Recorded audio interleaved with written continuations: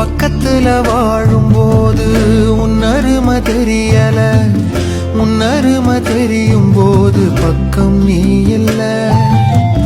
தன்னந்தனி படகு போல